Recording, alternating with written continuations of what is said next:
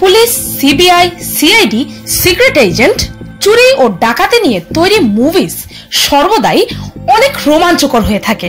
কেননা এ সকল মুভিগুলোতে planning, risk factor, অত্যন্ত চালাকি আর টেকনোলজির প্রদর্শন করা হয়। কিন্তু যখন এটি রিয়েল লাইফে করার প্রশ্ন ওঠে তখন চুরি ও ডাকাতির মতো কাজগুলো অনেক বেশি রিস্কি ও ডেঞ্জারাস হয়ে যায়। চুরি করা আইনত দণ্ডনীয়, যার শাস্তি স্বরূপ আপনাকে আপনার বাকিটা জীবন হাজতে কাটাতে হতে পারে। কিন্তু এমন কিছু মানুষ আছে যারা এই কাজটাকে এতটাই চালাকির সাথে করে যে পুলিশ হতে শুরু করে ক্রাইম এজেন্সির টিম তাদেরকে পাকড়াও করার জন্য মাথা নষ্ট করে ফেলে। কখনো কখনো পুলিশ তাদেরকে ধরতে সফল হয়, আবার কোনো কোনো ক্ষেত্রে চোর লাপাতা হয়ে যায় কোটি কোটি টাকা সম্পত্তি নিয়ে আর রাতারাতি বড়লোক হয়ে যায়। আবার অনেক চোর তো নিজের চুরি করা জিনিস এতটা চালাকির সাথে লুকিয়ে রাখে যে সে নিজে ধরা পড়ে গেলেও পুলিশ চুরি করা জিনিসপত্রগুলো কখনোই খুঁজে পায় না। সারা বিশ্বে এমন অনেক চোরই আছে যাদের অতি চালাকির সাথে চুরি করার স্টাইলের কারণে তারা আজ বিশ্বব্যাপী ফেমাস হয়ে গেছে। ব্যাংক হোক বা হাই সিকিউরিটি ওয়ালা মিউজিয়াম, চলন্ত ট্রেন হোক অথবা কোনো দেশের সরকারি খাজানা, এই ধরনের চোরেরা সব ধরনের মুশকিল জায়গাতে কখনো না কখনো নিজেদের নিশানা বানিয়েই ফেলে। আর এর কারণেই আজ অনেক মুভি এই সকল রিয়েল লাইফ ইনসিডেন্টস গুলোর থেকে ইন্সপায়ার হয়ে তৈরি করা হয়। আর পিনিক পায়ের আজকের পর্বে আপনাদেরকে জানাবো এমন কিছু চোর আপনাদের চুরি করার অবাক করে দেওয়ার মতো সিস্টেম, যা কোনো হলিউড মুভির থেকে কম কিছু নয়।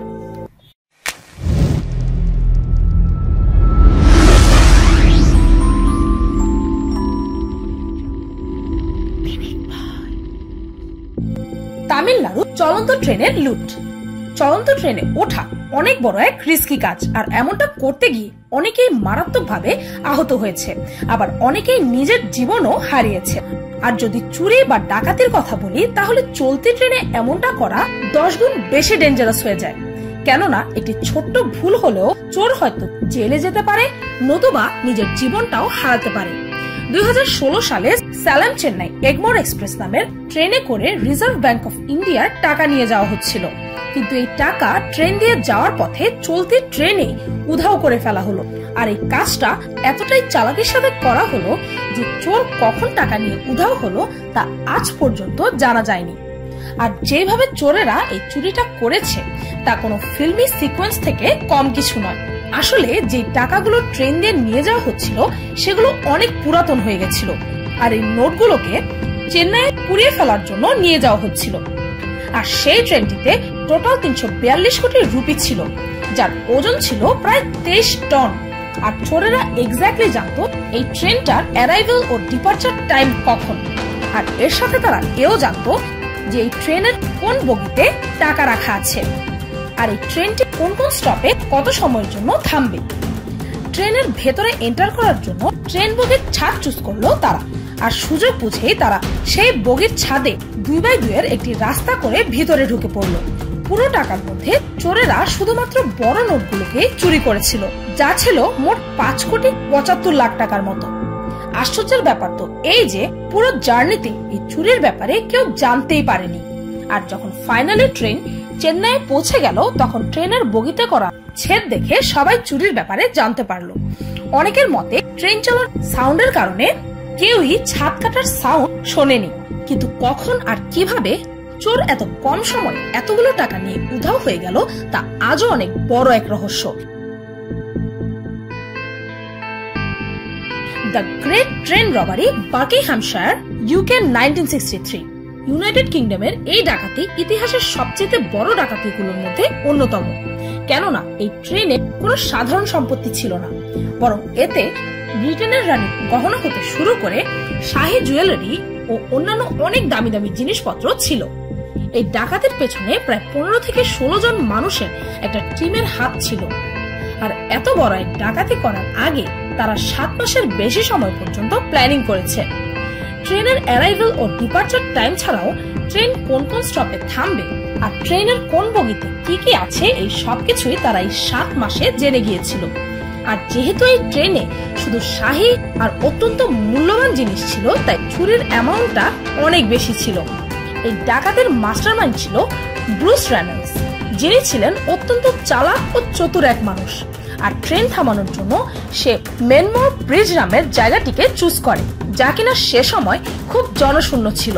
আর এই ডাকাতির পর এই জায়গাটি দ্য ট্রেন রবার্স ব্রিজ নামে অনেক ফেমাস হয়। আর যেহেতু ডাকাতগুলো এই ট্রেন সম্পর্কে যাবতীয় ব্যাপার 7 মাস আগে থেকেই জানতো, তার অর্থ দাঁড়ায় যে এই ডাকাতদেরকে এই কাজে কোনো ভেতরের মানুষ অর্থাৎ রয়্যাল মেইলের কোন এক কর্মচারী সাহায্য করেছিল। ট্রেনটাকে ডাকাতেরা নিজেদের নির্ধারিত জায়গায় থামানোর জন্য তারা ট্রেনের আসল সিগন্যাল নষ্ট করে দিয়ে সেই স্থানে 6 ভোল্টের একটি ব্যাটারি ব্যবহার করে একটি ফেক রেড লাইট জ্বালিয়ে দেয়, যার কারণে ট্রেন চালক সেই জায়গাতেই ট্রেন থামিয়ে দিল। আর তারপর ডাকাতেরা ট্রেনের ড্রাইভারকে অ্যাটাক করে ট্রেনের ভেতরে থাকা সমস্ত দামি দামি ধনরত্ন লুট করে ফেলল। আর এই পুরো কাজটা এতটাই পারফেকশনের সাথে করা হয়েছিল যে চোর খুব সহজে সেখান থেকে কোনো সমস্যা ছাড়াই জিনিসগুলো চুরি করে বেচেও ফেরে। ধুম মুভি স্টাইল চুরি। ইন্ডিয়ার কেরালার সাউথ মালাবার গ্রামীণ ব্যাংকে করা চুরি বলিউডের ধুম মুভির সাথে অনেক মিল আছে। এমনিতে তো মুভিতে বড় বড় চুরি ও ডাকাতি করার জন্য অনেক নতুন নতুন সিস্টেম দেখানো হয়, কিন্তু মুভিতে দেখানো চুরি ও ডাকাতি অনুসরণ করার জন্য রিয়েল লাইফে অনেক চতুরতা ও সাহসের প্রয়োজন হয়।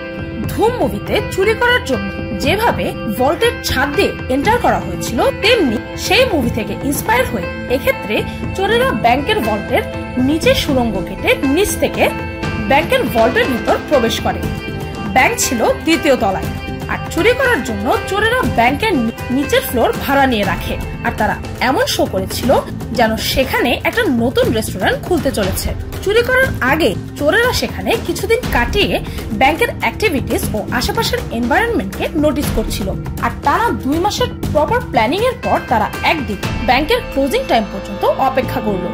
আর তারপর তারা ভল্ট এরিয়ার নিচের দেয়াল ভেদ করে ব্যাংক ভল্টে প্রবেশ করলো। এই কাজে যেন বেশি একটা সময় না লাগে, তাই তারা প্রতিদিন একটু একটু করে দেয়াল ভাঙার কাজটা চালিয়ে যাচ্ছিল। আর ফাইনালি গ্যাস কাটার দিয়ে দেয়ালের সুড়ঙ্গ করে তারা ব্যাংকের ভল্ট থেকে টোটাল 80 কিলো গোল্ড আর 25 লাখ টাকা নিয়ে উধাও হয়ে গেল। কিন্তু যদিও এত শর্টকাটে পাওয়া সম্পত্তি তারা বেশি দিন ভোগ করতে পারলো না, কেননা কিছুদিনের মধ্যেই এই চোরগুলো পুলিশের হাতে ধরা খায়। The collar bomb bank robbery. United States of আমেরিকাতে করা এই চুরি তখনকার সময় এতটাই ফেমাস হয়ে যায় যে এর থেকে ইন্সপায়ার হয়ে 30 মিনিটস অর লেস মুভিটির নির্মাণ করা হয়। যদি আপনি সেই মুভিটি দেখে থাকেন তবে আপনি সেই চুরির ব্যাপারে জানতে পারবেন। পেনসিলভেনিয়ার নিবাসী ব্রায়ান ওয়েলস মামা মিয়া পিজারিয়াতে পিজা ডেলিভার করত, কিন্তু একদিন সে এমন একজন ব্যক্তিকে পিজা ডেলিভার করতে গেল যে এই ভয়ঙ্কর রবারির ঘটনার জন্ম দিল। আর ব্রায়ানকে নিজের প্রাণও হারাতে হলো। আসলে যে লোকটিকে সে পিজা ডেলিভার করতে গিয়েছিল সে প্রথমে ব্রায়ানকে আটকে রাখলো, তারপর তার গলায় একটা টাইম বম আটকে দিল। সে চেয়েছিল যে ব্রায়ান ব্যাংকে যাবে আর সেখান থেকে ডাকাতি করে $2,50,000 নিয়ে আসবে। আর এর জন্য ব্রায়ানকে ব্যাংকের যাবতীয় নকশা ও ইনস্ট্রাকশন দেওয়া হয়েছিল, যার মধ্যে টাকা চুরি করা হতে শুরু করে বম ডিফিউজ করা পর্যন্ত সকল কাজের ক্লু ছিল। কিন্তু যখন ব্রায়ান ব্যাংকে গেল তখন সে ব্যাংক থেকে পুরো টাকাটা পেল না। আর সেখান থেকে বেরিয়ে যাওয়ার পর পুলিশকে অলরেডি অনেকেই ইনফর্ম করে দিয়েছিল। আর নিজের গলায় ঝোলানো বমটাকে ডিফিউজ করার সময় ব্রায়ানকে স্টেট ট্রুপ অফ পুলিশ আটক করে ফেলে। আর যখন ব্রায়ান তাদেরকে পুরো ঘটনাটা খুলে বলল তখন পুলিশ তারপরও তাকে বিশ্বাস করলো না, যার কারণে তার অনেক সময় নষ্ট হয়ে যায়। আর টাইম বমটি ফাটার সময় আস্তে আস্তে এগুতে থাকে।